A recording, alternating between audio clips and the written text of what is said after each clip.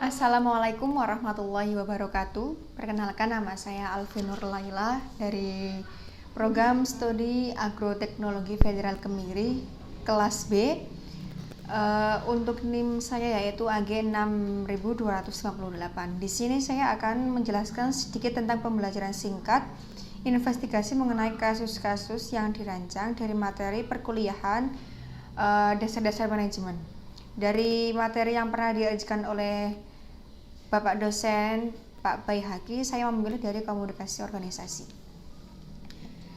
Komunikasi organisasi, manusia adalah makhluk sosial yang membutuhkan seseorang atau sekelompok orang untuk berinteraksi dalam kehidupannya. Oleh karena itu, manusia membutuhkan komunikasi.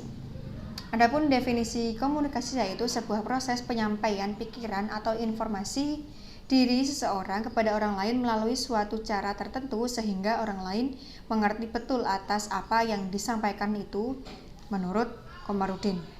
Unsur-unsur komunikasi yaitu 1. Sumber atau komunikator, yang kedua isi pesan, yang ketiga media atau siaran, dan yang keempat yaitu penerima atau komunikan. Selanjutnya, untuk definisi organisasi yaitu merupakan suatu kumpulan atau sistem individual yang melalui suatu hierarki atau jenjang dan pembagian kerja berupaya mencapai tujuan yang ditetapkan. Ciri-cirinya yaitu 1. Adanya suatu jenjang atau jabatan ataupun kedudukan yang memungkinkan semua individu dalam organisasi tersebut memiliki perbedaan posisi yang jelas. Contohnya dari pemimpin kepada staf, karyawan gitu. Adanya pembagian kerja.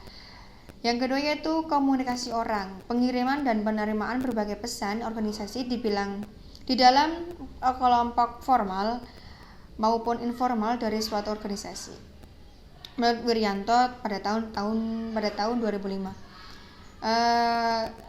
komunikasi dibedakan menjadi 2, yaitu komunikasi formal, yaitu artinya komunikasi yang disetujui oleh organisasi itu sendiri dan sifatnya berorientasi kepentingannya. Contohnya memo, kebijakan, pernyataan, jumpa pers, dan surat-surat resmi. Yang kedua yaitu ada komunikasi informal.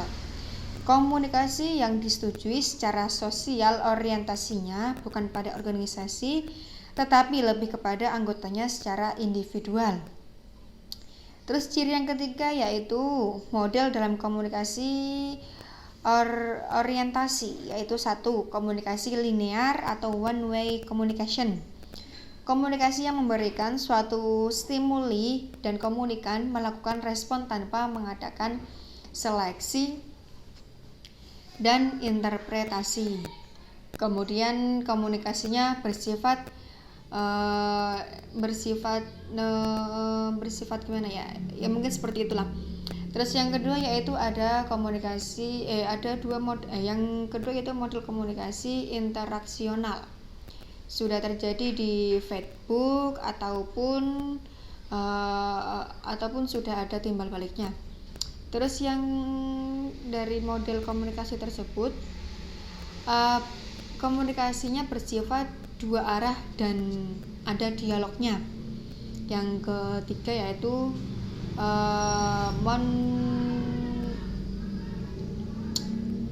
modul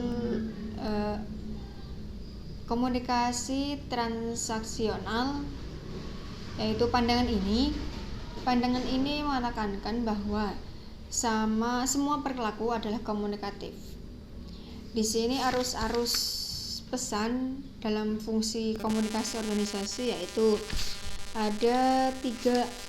Yang pertama yaitu downward communication.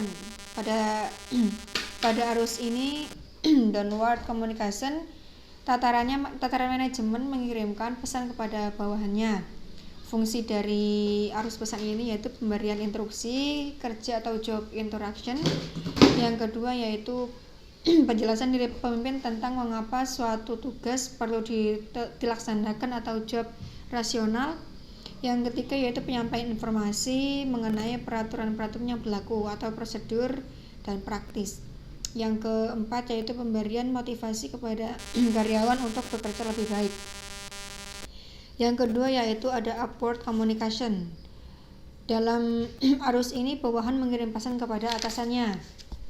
Fungsinya yaitu penyampaian informasi tentang pekerjaan ataupun tugas yang sudah dilaksanakan.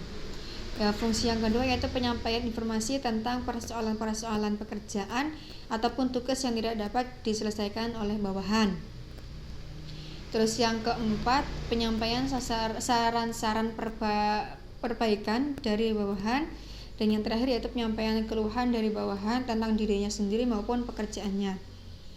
Arus yang ketiga yaitu adalah horizontal communication, yaitu berlangsungnya di antara para karyawan ataupun bagian yang memiliki kedudukan yang setara.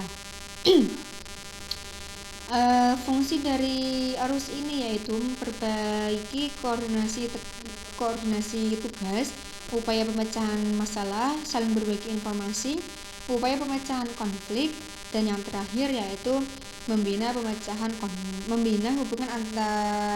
melalui keperluan bersama. Fungsi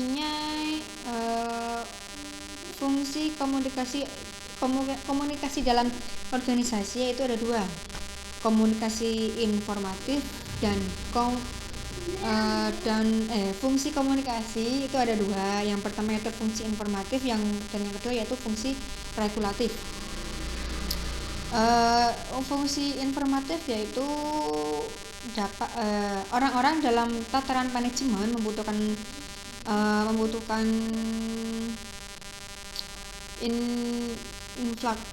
infaktor untuk membuat suatu kebijakan organisasi.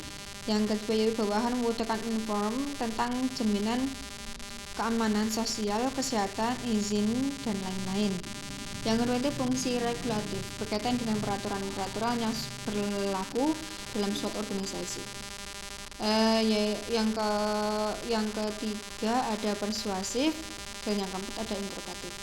Hambatan dalam komunikasi organisasi itu ada beberapa ya. Yang pertama yaitu hambatan teknis seperti keterbatasan fasilitas dan peralatan komunikasi, hambatan sistematik, hambatan manusiawi. Dalam hambatan manusiawi adanya faktor emosi dan prasangka pribadi.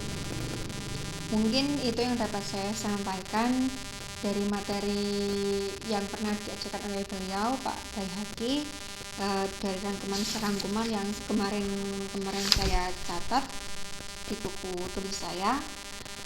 Dari awal sampai akhir, punya kekurangan mohon maaf. Wassalamualaikum warahmatullahi wabarakatuh.